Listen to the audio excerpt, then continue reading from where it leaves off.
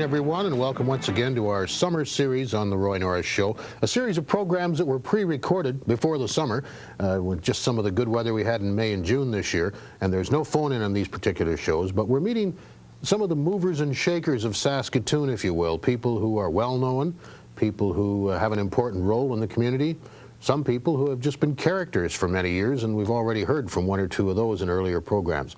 Tonight we're going to meet someone who's relatively new to our city, but certainly plays an important role, and that is the new Bishop of Saskatoon, the Most Reverend James Weisgerber. He's with us here in the studio tonight, our first opportunity to meet him.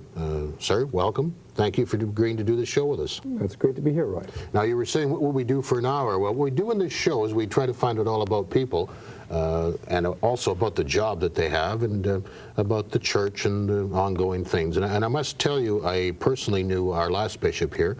I think you did too, because you were speaking of Bishop Mahoney earlier, and he was certainly a very fine man. Not in as good a shape as you are, but... This is called downsizing in the church. Yeah, all right. So tell us a little bit about your appointment. How does one come to become a bishop? Is there a scale of things here? This is your first appointment as a bishop, I would assume. Yeah. Well, the process is at one time simple, and at another time it's rather complex.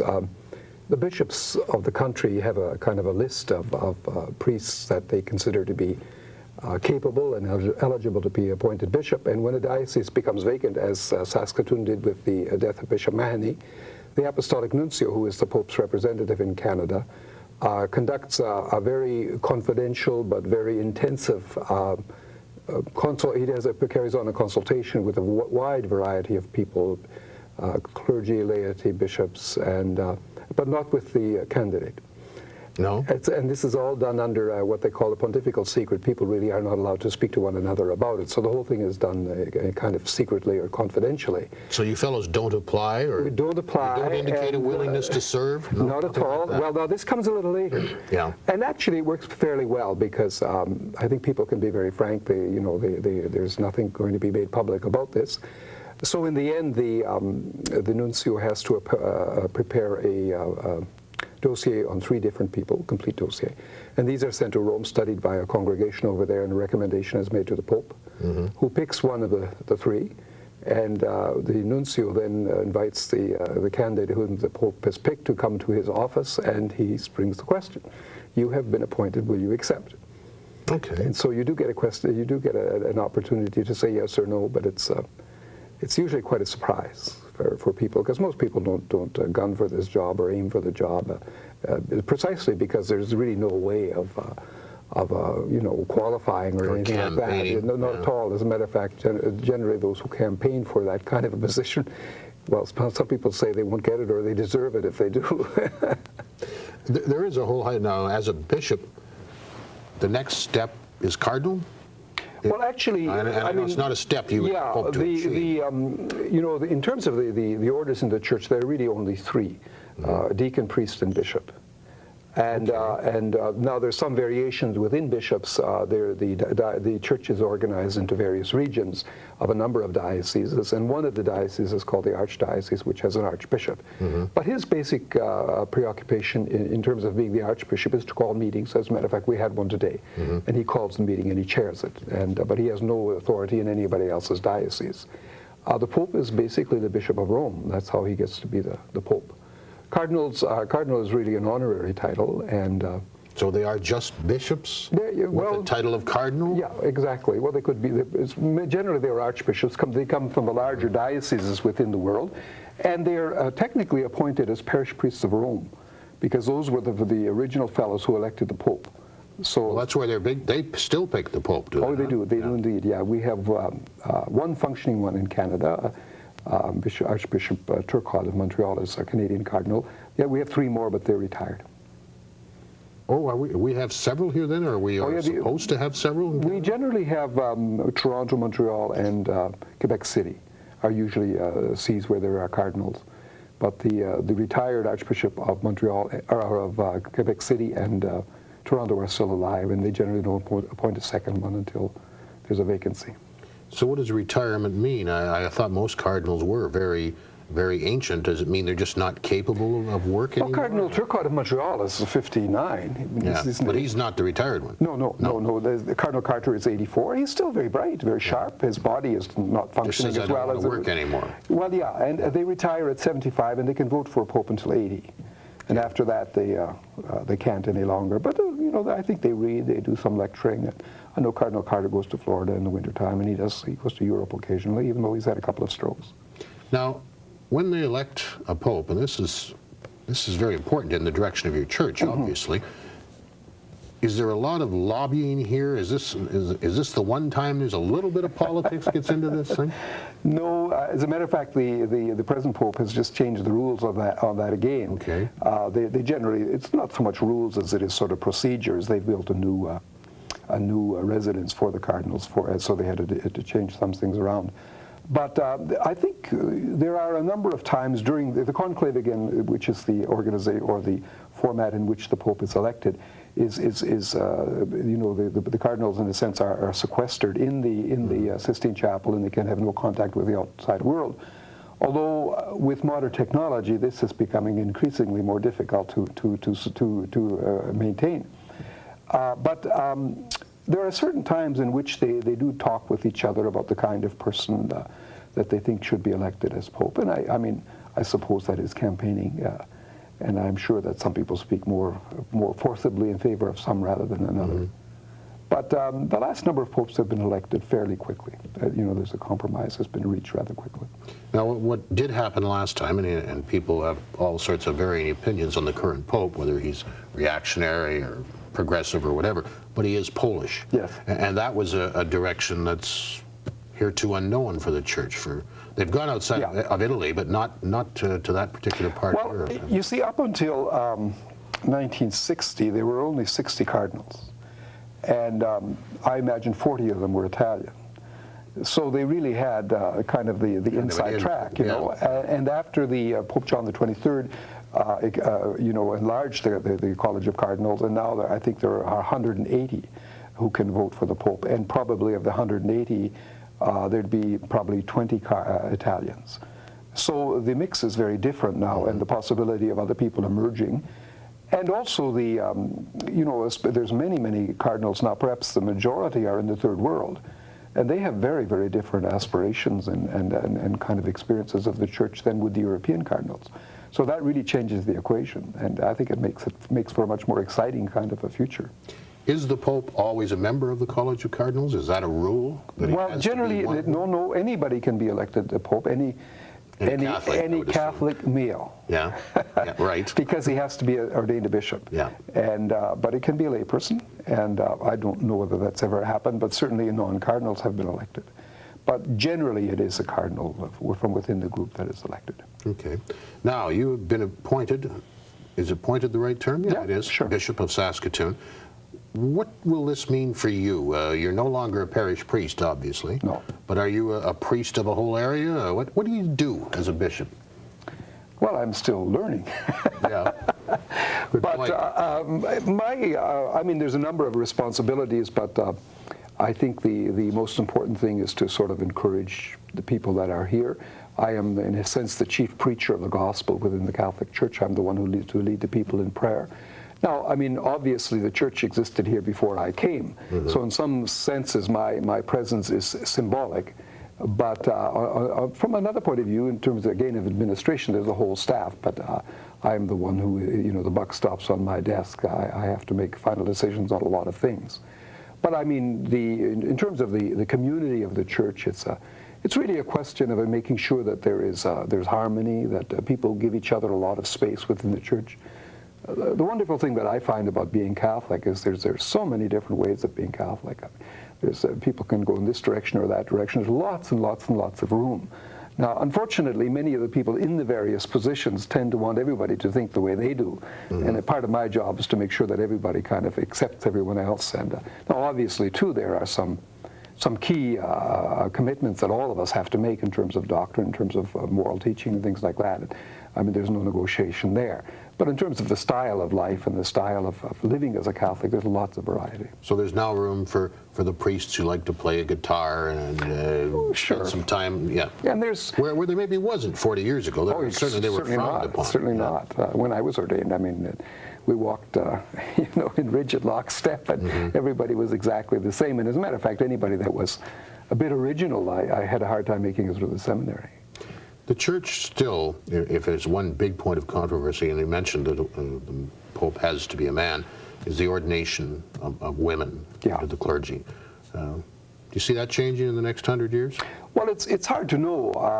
One of the roles of the bishop, and particularly the Bishop of Rome, the Pope, is to maintain the tradition of the Church and maintain a kind of the Church has been given into the hands of human beings, and we have to try to be as faithful as we can as to this gift.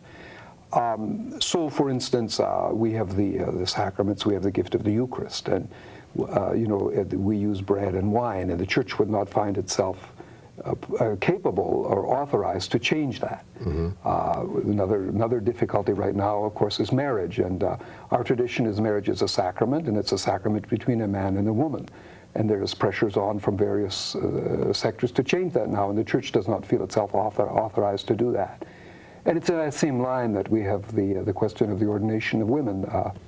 The Holy Father has said very, very clearly that he does not see how the Church is authorized to change that. That was something that was instituted at the beginning. The Church has always been faithful to that, and simply because now there is a kind of a new understanding of women's roles, we cannot change that.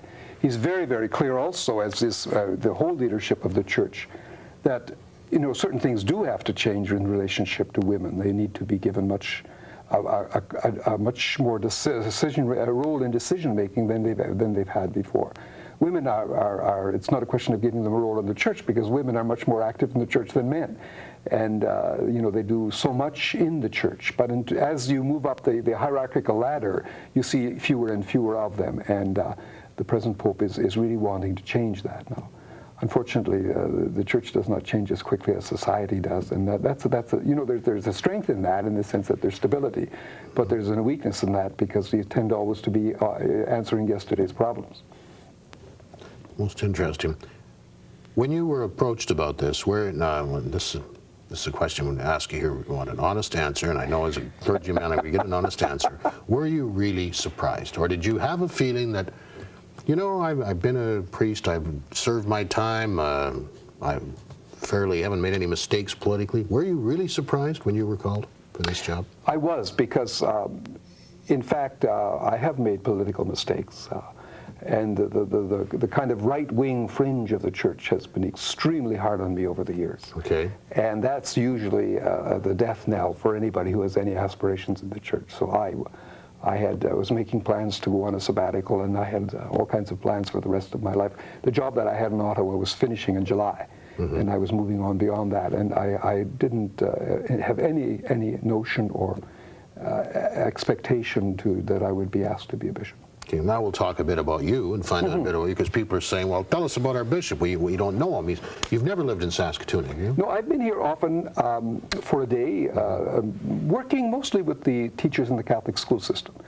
Often over the last 20 or 25 years, and somewhat with diocesan functions, but it would always be to come in, do the thing, maybe perhaps stay overnight and leave the next day. So I know where certain places are in Saskatoon when I come from Regina, but from within Saskatoon it's much more difficult. Okay, now you are a priest, but are you also an educator by profession then, a teacher? Or I taught for 4 years at, I was the Dean of Arts at Notre Dame College at Wilcox with Father Alfred Murray. And when I was a very, very young priest. But I haven't taught since then. You worked for Père Murray? I did indeed, for 4 years. Well, no wonder your views became a little different than that of the normal, general... Ordinary. Right? Yeah. That was an experience. Did you like him? It's hard to say. I mean, he was such a study in contrast. He was amusing. I mean, he was fun. He could be exasperating, and I'm not sure that I've come to any kind of a consistent or an integrated view of the man. I mean, I admired him immensely. I mean, he terribly capable and gifted and committed, and but as I said, exasperating and everything else too. It was a challenge. Were you an alumnus of Notre Dame? No, I went to Munster, which is a horse of a very different color. I mean, there was lots of discipline. And it was clean, and we had good food cooked by the nuns, and Notre Dame was quite different. Well, Munster, of course, is a school for training priests, too, is it not? Well, it was a boarding school for boys. Yeah. But it's kind of the idea from here, it's a seminary. For people outside of that area, that's why I went there. Yeah. And as a matter of fact, the discipline in the seminary was relaxed compared to the discipline in Munster. In those days, things have changed quite a lot. Well, a lot. Yeah. Well, Notre Dame was more of a lot of kids went. Well, troubled kids went there sometimes. Athletes went there to play in a wonderful hockey program. Yeah. Well, I think especially during the 30s, kids couldn't finish their education. Money was so scarce. And Father Murray just took them in. And so there was always that idea there that people who couldn't afford an education could get an education there. Then they got into the athletics kind of thing. The troubled kids, there were always a few of them there, but that was never really the specialty. And that was difficult because it was basically the students that looked after the troubled kids, looked after them in one way or another. They either shaped up or they shipped out. Might be the best way to do it. Yeah, I think it worked. No, there were some problems with that. I know my first memory of Père Murray as a young Protestant boy coming out of rural Saskatchewan. I'm working in the big city of Moose Jaw, and I go to a sports dinner one particular night, and I'd heard of Father Athel Murray of Notre Dame, and he was the guest speaker. And this priest shows up. I'm not going to say he was in his cups, but maybe just a little bit. And he always had, I don't know it's not a blouse, but there's a name for your piece. It's called a rabbit, yeah. Rabbit, yeah. It was quite dirty, and cigarette ashes. Pretty much, yeah. Everything was on there, and I was kind of taken aback. And I asked my boss, who was a Catholic and a close friend of Père Murray, about it, and he said, "Don't worry about it. Wait till he speaks." And when he spoke, you're right. He could. Oh, he was very marvelous speaker. His use of the language was just fantastic. He was perfectly bilingual. He could do the same thing in French. It must have been interesting. I mean, you had this discipline at Munster and gone through the priesthood, and you would be everything you'd ever heard about the priesthood, and then you show up and work for this guy for the first 4 years. It was an education. It would broaden you quite a bit. But as I said, I was the Dean of Arts, and the art students were not a lot younger than I was. And I was extremely naive and totally inexperienced in terms of life or anything else. And these guys had been around a lot, and they were very good to me. I mean, they protected me, and it really helped me a lot. They never made fun of me, and and as a matter of fact, I was just thinking about the other day, the largest single group of friends that were at my ordination in Saskatoon were people from that era, friends who I've made for life. Ways. That's 30 years ago. Yeah. And these are my, still the largest group of my best friends. That's incredible. And I think that's true for almost everybody who went to Wilcox. I mean, there's those kinds of bonds are formed there, and it really is in kind of the, the mud of daily life. That's where these friendships were made. So after that 4 years, you thought, well, that's enough of teaching. I'm going to do something else now. What did you go into the regular priesthood then? While I was there, I was also I was actually assistant pastor at Wilcox, looked after a couple of other places, and chaplain. So I was doing all kinds of priesting while I was there. And then I went back to school for a couple of years. And after that, then I became an administrator. I went into the bishop's office in Regina and was in charge of the pastoral offices. And I began an office of social justice, which became a fairly important dimension of the work of the diocese. We got involved in a lot of issues and things like that. The Beta Inquirer on uranium was up at the time. We were involved in questions of Aboriginal justice, the question of economic democracy, all kinds of things like that. We got involved in. Now that's kind of the thing that could get you in a little trouble with the right-wing political part of it. Yes, of course, and we always were in difficulty. But we were sort of, that kind of ministry was fairly new in the church that was in the early 70s. But it was, for me, it was a real eye-opener. At the same time, it was my salvation because I'm certainly, I consider myself to be a humanist. I'm very, very concerned about the world and about humanity and the suffering people of the world. And, how can we make this world, which is such a great gift of God, into the place that God wants it to be? And at the same time, I like to think of myself as fairly religious. And it was really this sort of social engagement that enabled me to bring the two things together. And so it was a great energizing thing to be able to kind of bring those two things together and really go with that. And as a matter of fact, because of that, I asked after that to go to work on the Indian reserves, because I felt that they were people that were really being ignored in our own diocese, in the ministry of our own diocese. Here in Saskatchewan, then? So I went to work on 4 Indian reserves in the Qu'Appelle Valley, and I spent 4 years there. Did you live there while you were there? I lived in the fort and spent a lot of time on the reserves, and that was as much an education as Wilcox was. I found the native people, the Aboriginal people, to be absolutely, an undiscovered gem in my life. They are, the sense of humor of the native people is extraordinary. Their strength, their inner strength. And I was brought in and privileged to be able to take part in their rituals and their things around death and around marriage and all of those things. And they were very, very hospitable and accommodating. And I recall one time I was at a powwow and ended up having to dance because I was given a gift, and at the end they asked all of the people who got a gift to dance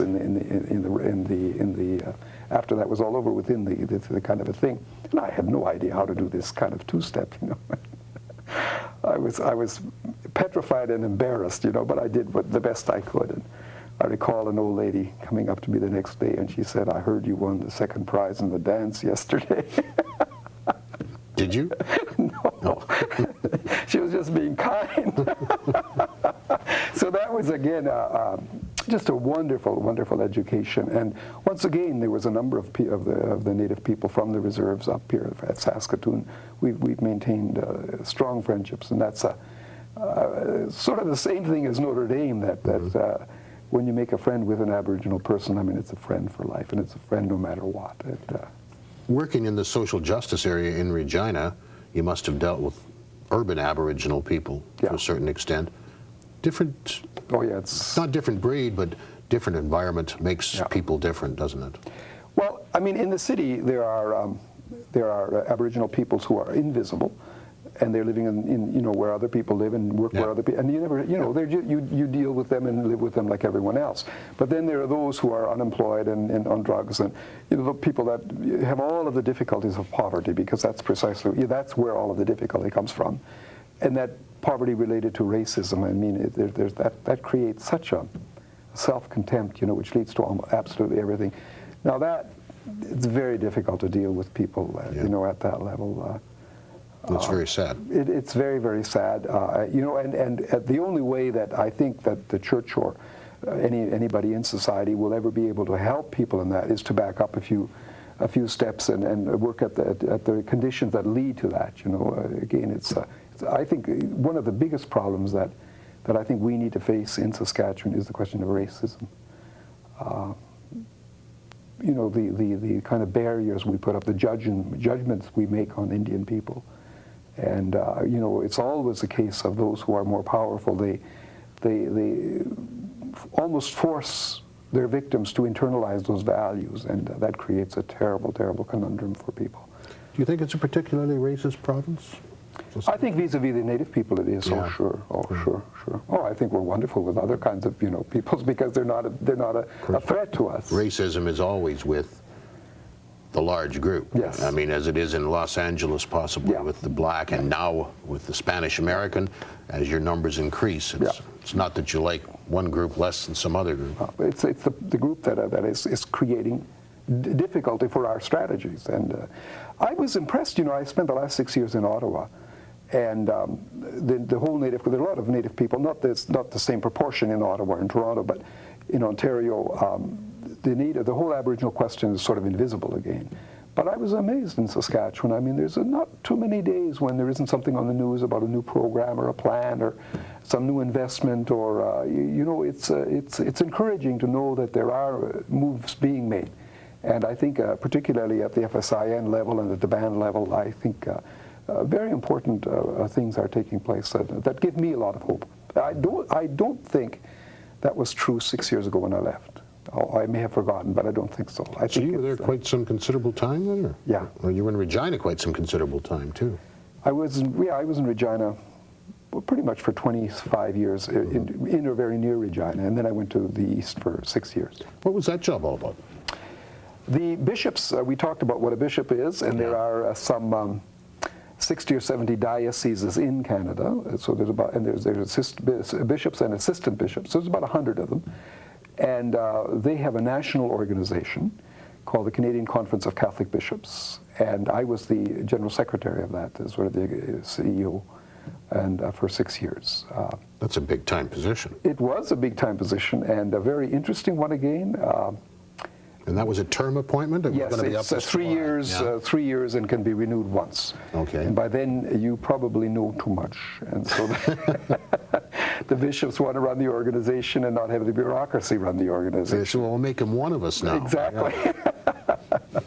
But our job was to, well, the bishops there's certain things that they have to do together, address certain difficulties, certain problems, certain challenges. The conference related to the Vatican, to all of the bureaucracy over there. We would also relate to the Catholic hierarchies in other countries on a regular basis. When the Catholic Church in Canada relates to the federal government, it would be through that office.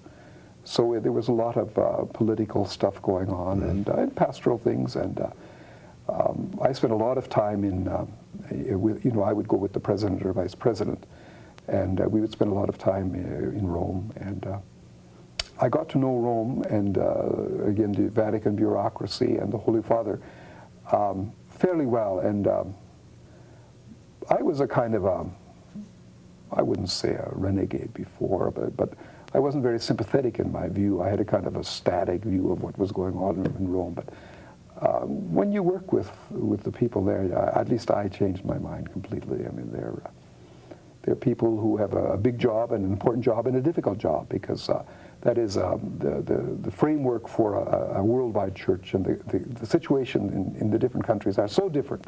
And I think they also are very even-handed. You know, the left is wanting them to denounce things on the right, and the right wants them to denounce things on the left. And they can't really knee-jerk to either side. No, they're sort of, oh, well, don't give anything your unconditional support, but I mean, they do some good, And it was a good experience.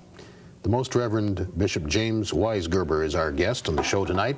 We've had a bit of a chat, found out a little bit about him, but he's also a Saskatchewan boy, born and raised in the farm community in Saskatchewan. We'll find out more about that, and more about what will be happening with him here in Saskatoon when we come back with Reverend Bishop James Weisgerber after this one.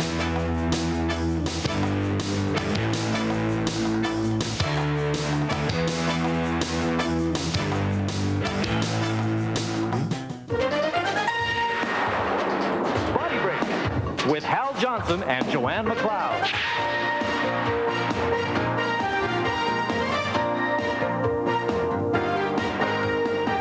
Eating well includes enjoying a variety of foods, and the more you learn, the easier it is to make healthier choices. So let's see if you know which of the following foods has less fat. A large commercial muffin, a quiche, a Caesar salad, or a grilled steak with baked potato and vegetables. Here's a clue to the answer. Fat added in food processing and preparation contributes the most fat to your diet. In this case, hidden fat is found in the pastry of the quiche, the dressing of the salad, and added to the muffin during preparation. If you picked a grilled steak dinner, you're right. It has less fat than the others. Today's beef is leaner and provides you with 12 essential nutrients, including iron. Unlike iron found in plant foods and iron supplements, the iron found in beef is more easily absorbed by your body for energy and vitality. If you'd like more information about how you can find the hidden fat in your diet, write to us at Body Break, P.O. Box 1488, Station B, Mississauga, Ontario, L4Y4G2, or fax your name and address to 905-827-5020. So until next time, keep fit and have fun. Body Break.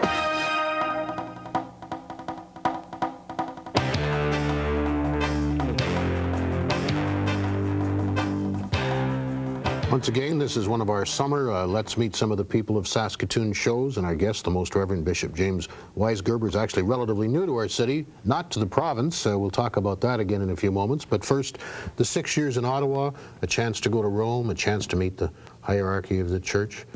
I suppose if it was movie stars, we'd say, what's so-and-so really like, so what's the Pope really like? You had chances to speak with him? Yeah, we generally met him once a year and spent some time with him.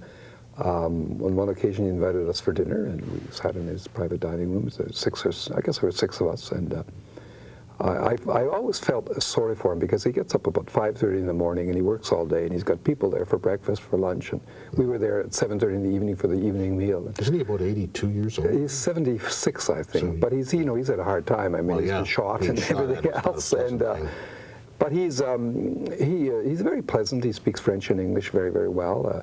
He knows Canada very well. He always asks about the native peoples, and like he knows the reserve system and all of that, and he knows the provincial the problems that we have in federalism, and he always asks about that. And, now, if he knows all of that about Canada, which is more than lots of Americans would know, and more than some Canadians know, right? And I'm sure there must be 40 countries of which he has similar knowledge, maybe 140, but certainly 40 or 50. Yeah. That's a lot of knowledge. Yeah. Well, you see, one of the things that bishops do is there's an obligatory trip to Rome every 5 years. And so the North American bishops go in the years that end with 3 and 8.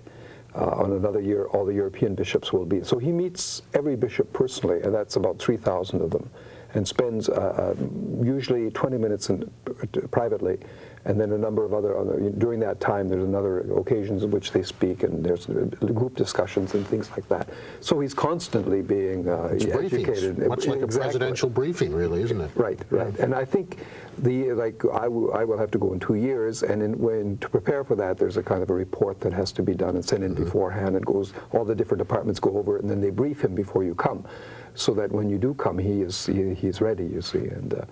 And so, for instance, when Jean Chrétien went over there about a year and a half ago, his office called our office and wanted to know what issues to raise, and the Vatican also called us and wanted to get some background, and so that when there is a discussion, the discussion leads somewhere and can be productive.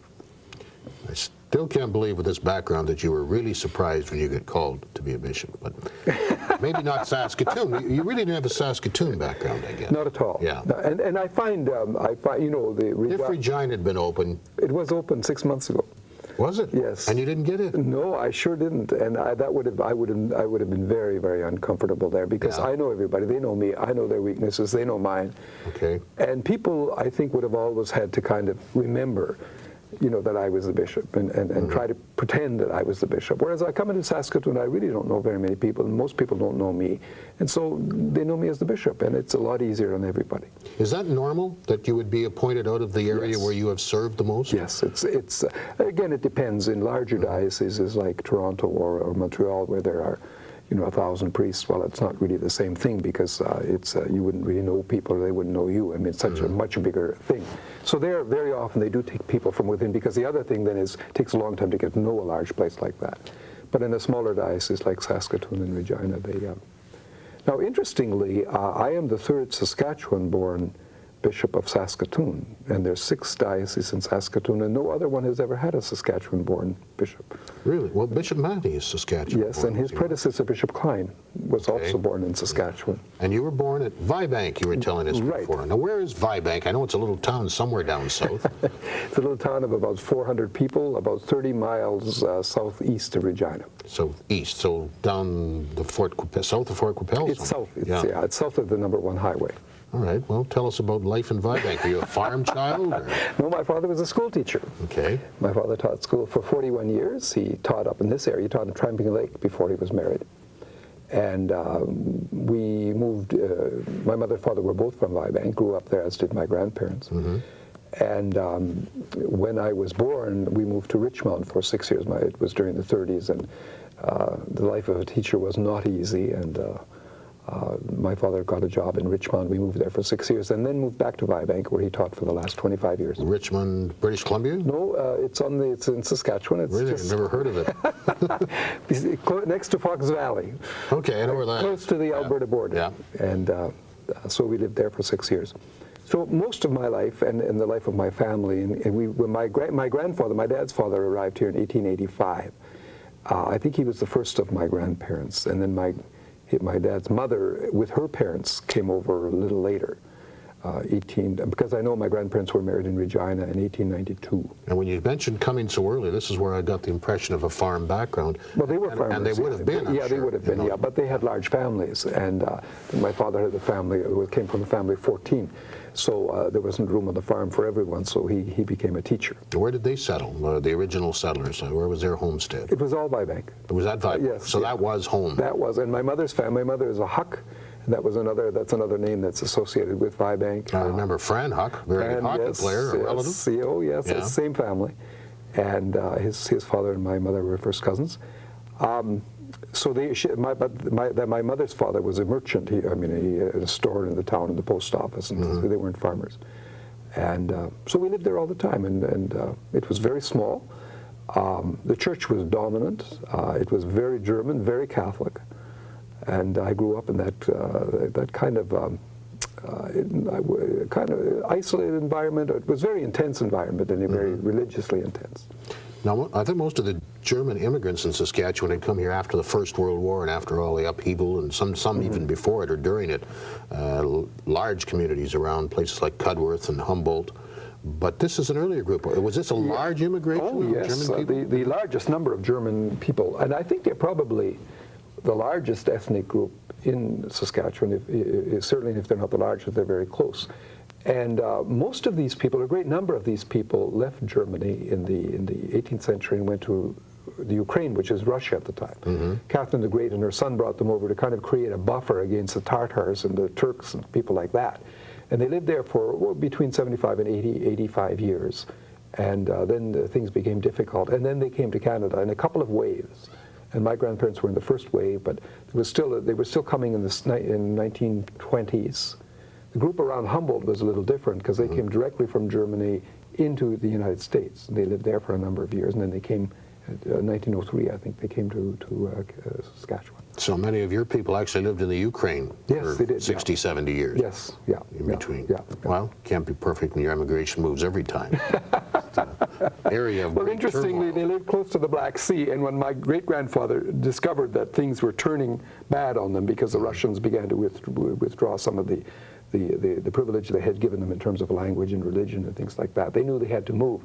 So my great-grandfather was fairly wealthy, and he sent my grandfather over to North America to find a place much like the place in which they lived, near the sea, where they could fish, where they could grow walnuts and apples and all of those kinds of things. Vibank was a natural choice, right?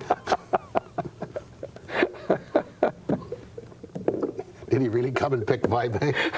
Well, I guess he ended up in Regina, and I think he ran out of money. And they probably said, we're going to put a lake here 40, 50 years from now. and they were already anticipating the warming of the climate. Yeah. So that's your history. When did you decide, I think the priesthood might be the way I want to go? That has to be a pretty big commitment for a young, normal teenager to make, even in the 1930s. Well, if you lived in Vibank, I mean, my family was, first of all, there was a large convent there of nuns, Ursuline nuns, and my mother's two older sisters were there, so it was very much part of our family. They were, okay. And I mean, I really didn't have much choice. I mean, the best thing that I could have done for my family and for the people that were important to me was to become a priest. And so I always wanted, I never wanted to be anything else. I never ever wanted to be anything else, right from what I can remember. And so the larger question, I suppose, is not why I became a priest, because in many ways, I mean, that was inevitable. But I suppose the larger question is why I stayed a priest. You know, because I left Vibank and I went, and especially, you know, the world sort of came crashing into all of us in the 1960s, and I've never wavered in my choice, and I've always, I've had an extraordinarily interesting career. Life has been very, very good to me as a priest. I mean, there's challenges, as there always are, and there are more challenges now than there were, but. You know, probably when I was first ordained, The big challenge was to do everything I was supposed to do. And, but the challenges of the 90s are very, very different. It's to try to kind of be creative. And I mean, there's no way that the church can maintain the, the kind of structure that it had and the discipline that it had and the regimentation that it had. It's simply that, and I probably, that wasn't such a good thing anyway. I mean, it worked at the time, but it wouldn't work anymore. So it's now to find a kind of a creative way of being the church, and I find that very challenging. The divorce, Exciting. I'm sorry, the divorce rate is rising. Well, it's rising in the general population. It's pretty much leveled out, but it's rising in the Catholic Church. Sure. How is the church dealing with this? And I know you're far more liberal than you were 10 or 15 or 20 years ago, but it's still anathema to the church, and particularly to the Pope, to His Holiness. Yeah. Well, the way the church is dealing with it is again by backing up and trying to look at, at a much more intensive marriage preparation kind of a thing. But I mean, that, in some ways, while that's very important, in a sense, it's still a bit cosmetic. I mean, unfortunately, family breakdown tends to create family breakdown, and if people have no experience of a stable, loving relationship between their parents, it's very difficult for them to sort of reproduce that in their own lives. So obviously, the efforts at trying to help people live their married life.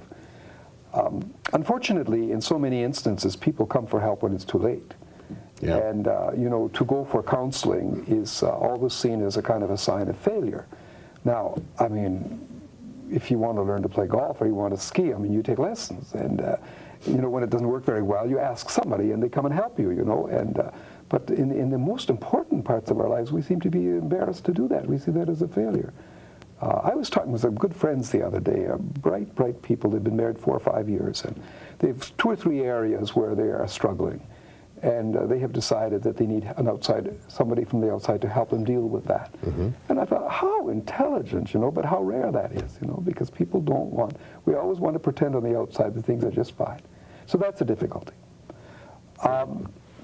In terms of, like for us, marriage is a sacrament, and the union of man and wife is a symbol of the union between Christ and the church. And so it is, it's something that cannot in any way be broken up, and it's indissoluble, and we have to stick with that.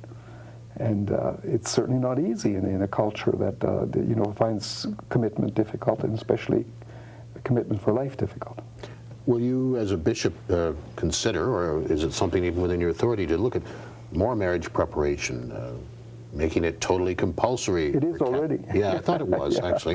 But that's something that's happened along the way. Yeah. Maybe the course gets more extensive. Do you have some control over things like that? Yeah. Let's really work at this? Yeah, I would think that it's more in terms of, I think we have to move beyond just the marriage preparation, because I'm not really sure how teachable that moment is. Because, when people come, they have... You get your driver's license, there's still a lot to learn. Yeah. And they've already decided they're going to marry, and there would have to be kind of a really earth-shaking revelation for them to change their minds, because the invitations are printed and things like that. But we know when the critical times come, after the first year, and there are times when people really, really need a little bit of extra help. And if we could devise ways of doing that, now parishes are doing that, and more and more people are learning about parenting skills, and so there are lots of people who, within the difficult society, like my contention is that in our society, I mean, the wonder is not that marriages break up. The wonder is that any of them stay together. And there are a lot that do. Yeah. And don't hear about those. No, of course you don't. You don't. And people are, I mean, a lot of them, have got help when they needed help, and lots of people are lucky too, and there's still lots of really good common sense and very good people around. But it's tough in our society. There's no question for people who want to be committed to anything. The Bishop of Saskatoon, we think of that as, well, this is our city, 205,000 people, but it's a lot more than the city, is it not? Isn't it a very large, quite a large area? Yeah, it goes to the Alberta border and down to the river and up, and so there's about. Kindersley, Robert, Macklin, those places, and then in this east there's a French kind of enclave there, Wanda, Saint-Denis, and Prudhomme. Not as far as Humboldt? No, Humboldt is a separate unit. So how many bishops are there in Saskatchewan, if their positions were all filled? Well, they are all filled, as a matter of fact. There are 4 Roman Catholic. There is 1 Ukrainian Catholic who also lives in Saskatoon. He is responsible for all the Ukrainians within the province. And there is an anomaly there at, you mentioned Munster, Humboldt. That is a small area that is under the jurisdiction of the abbot of the monastery. And there are 2 or 3 of those in the world only. He's not a bishop, he's the abbot. And he's got his jurisdiction over those. It's just the number of communities around Humboldt. They came up, I mentioned earlier, though, that whole group came up together from Minnesota in 1903, and the monks from down there came with them. And they have sort of, been their spiritual leaders since that time. So in effect, it's like a monastery, then? Well, all of the pastors are monks. Yeah? Yeah.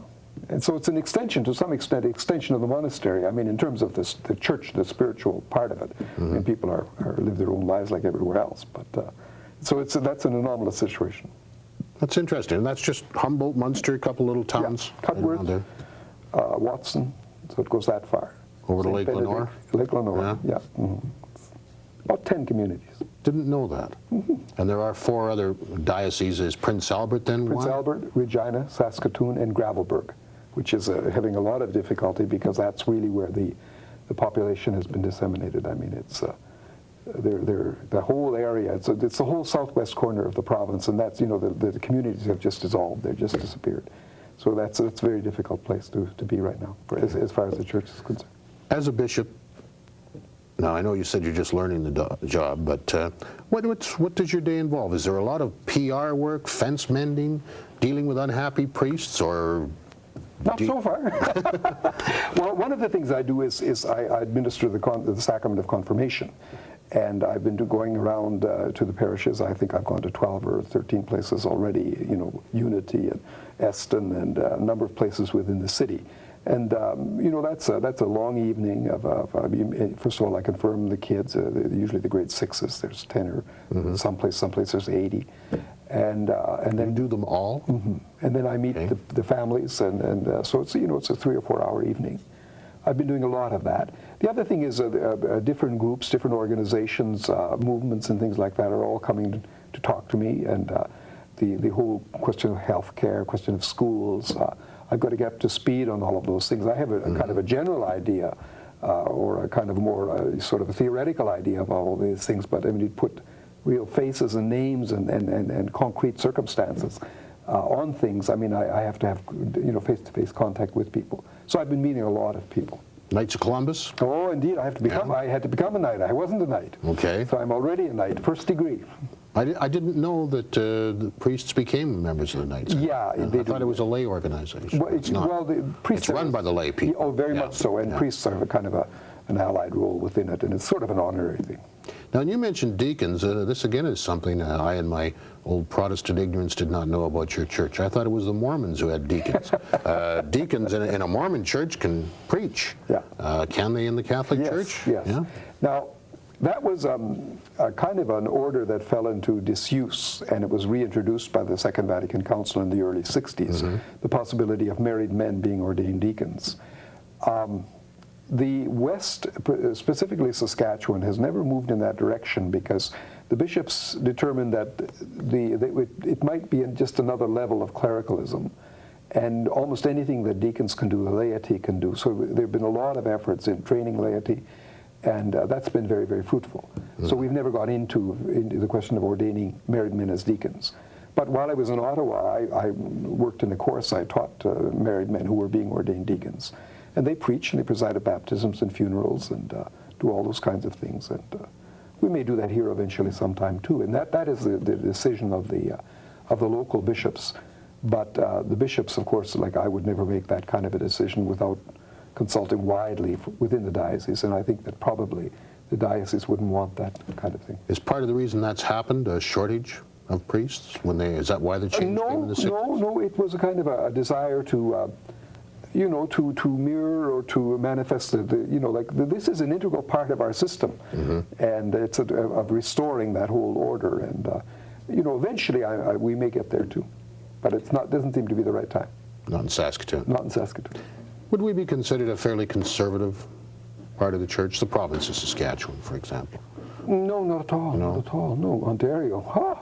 That's conservative. That's conservative. Yeah. Well, it's old, you know. Yeah. And I mean, I couldn't believe how the things I would run into there. No, Saskatchewan is, I think, a fairly, I would think, progressive, up to date.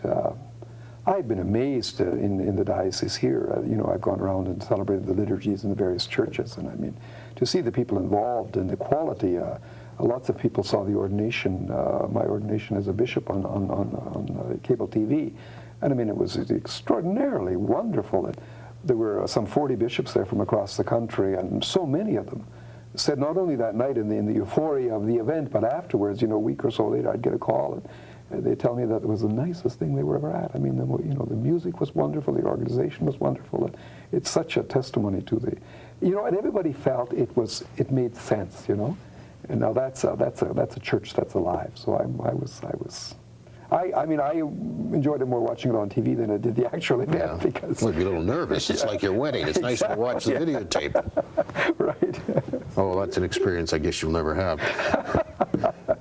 As the new bishop, do you have something in mind that you want to do that, not to say different direction, but maybe broaden something, or some things you want to see done? Right. You know, the diocese had a synod just in the last years of Bishop Manny's life, and that was a 4 or 5 year process whereby people from all the different sectors of the diocese were brought together on a regular basis to consult and to create direction for the church. And they set up a number of priorities, one being social justice, the ministry of the church in the area of the world, you know, trying to make a better society, better sharing of the resources between the city and the country, evangelization, meaning that we would try to share our faith a little more with others, the role of women, and the care for youth. And those certainly would sum up the things that I would think would be important. I don't have any specific kind of program that I would try to push, but those would be the things. I think the biggest challenge one of the biggest challenges that I find is the increasing secularization of our society, of our culture, in the sense of, trying to eliminate spiritual and religious values from every dimension of life, from the school, from the healthcare system, from politics, from economics, and we see that so much, like in the market system right now, and there's just none of the values that used to be there of caring or the common good, or those all have been eliminated now. It's kind of competition. That's the only thing, and that I think is replicated in almost every dimension of society, and that we really, really have to struggle against. Not only in the sense that we have to convince other people that spiritual values are an integral part of our human existence, but as religious people and believing people, we have to incarnate those in ourselves so that people see they make some difference. I mean, we say we want to be able to teach religious values to our kids. Well, then somehow our kids, and especially our teachers and our parents, should somehow show that those religious values make a difference in their life. So we have to keep working at that. I mentioned a possibility of a shortage of priests, and I know there was a lot of talk about it a few years ago. Is there a shortage of Catholic priests now? Are there enough people? In some areas of the world, and increasingly in Canada, well, I mean, what's enough? You know, I mean, you can always get them to do a lot more things than they need to do. But I think you get to a point, and the point for me is when the Christian communities cannot celebrate the Eucharist on Sunday, then we don't have enough. And we are approaching that in Saskatoon. Although we have Saskatoon? Yeah, there's a number of places where they would have a mass every second Sunday or something. If somebody's like that. Sick, you've got a bit of a problem. Yeah. There are a couple of sisters who are looking after communities, and they can't celebrate the Eucharist, but they bring the people together. But we have a lot of seminarians. We have six seminarians in internship this year, preparing for them to be ordained within the next year, and we've got a lot of guys behind them. So we're doing very, very well. And again, that's a tribute to the diocese and to Bishop Manny. I suppose there's that changing thing in society, the kids now growing up worried about jobs and job security. Yeah, maybe that will turn 3 or 4 young Catholic boys in that direction. One of the big reasons that we haven't been getting priests is people don't ask them. And and I think people are getting a little more aggressive in that area, and then that tends to create a kind of a good climate. If you've got young priests, people can sort of see what a priest is doing, especially if they're around. And you know, in Saskatoon there are younger priests. Not only younger priests, but there are priests in all of the high schools. And that's great, I think, because people put a face on somebody. If they only see a fellow on church on Sunday and he looks really tired, you know, that isn't a very good role model, you know. I'm sure you know this man, Father Bob Ogle. Yes. What do you think of Father Bob? A bit of a renegade in his day, ran for politics, not really supposed to do that, and certainly not for the party he ran for. Mm-hmm. But, well, I think he was a pioneer in so many different ways. I mean, he went to Brazil as a missionary, and then, as you say, he became very convinced about the social gospel, and then he ran for the NDP and was a member of Parliament for a couple of years. But I mean, he also got into broadcasting, and I mean, in so many different ways, he was a creative, very resourceful kind of priest, and I think it's been a great. I think he's done a lot for the diocese, and he's been great advertisement for the Diocese of Saskatoon. He's also a very solid individual, a man of a lot of integrity, and a man who I've known for a long time. And from your home city, Father Lucien Larry, a man who also did a lot. Yeah. Tell us about your relationship with him. Well, I really must say I didn't know Father Larry very well. He was an oblate, and he came to Regina, and he joined our diocese, but he was so involved in his work that he seldom came to any diocesan functions. So I never knew Father Larry very well. I heard him speak a couple of times, and he was an impressive speaker, but I really don't know much more about him than that. I knew him well. Feel bad for him for some of the unfortunate things that happened to him later in life, but these things happen to lots of people. One thing that's probably, I don't think it's hurt the church or people's beliefs, but it's hurt the priesthood, and that's the large number of sexual scandals. And really not happening yesterday so much as dating back 20 and 30 years and coming out later. Has this made it harder to get people to go into the priesthood, or I'm sure it has. hurt the reputation? Well, I think, well, you know, first of all, I mean, that kind of thing hurts the victims and the families and the parishes so much. Yeah. I think it's really had a very negative effect on the clergy. It has on me. Yeah. Well, your own people would look at you sideways when they hear. Well, I'm not sure if they do, but you think they do. Yeah. And that's the difficulty, you know. And you know, before when people it takes one that does. Yeah, exactly. Before, when people would ask me what I do for a living, I mean, I'd be very quick to say I'm a priest, but not that I in any way would want to deny it now, but there's a hesitation. I'm not as proud to say it as I was, and it's really unfortunate because it's less than 1%. Yeah. But well, the church has taken some steps to clean up their own. That's why a lot of these old cases have come out. Yeah. And but I think that, you know, the media has. I mean, in many ways, I don't think that this whole issue would have come forward, and certainly wouldn't have been. You know, we wouldn't have dealt with it without the pushing of the media. But the media then, you know, never ever gets over that either. You always go back to it and back to it, and. Now, we wonder sometimes why other professions don't get treated in the same way, but other professions don't claim to be, to be doing things differently. So that's you put yourself up on the pedestal, and that's the thing, you see. And the bishop's on an even higher one. Indeed. I'm sure you'll be there for many years, sir, and the hour has gone by so fast. Thank you for talking with us. It's been a great pleasure. It's been a pleasure for me, Roy. Thank you. The Most Reverend Bishop James Weisgerber, our guest tonight on the first of this series of special summer shows, and we'll be back again next week. Thank you.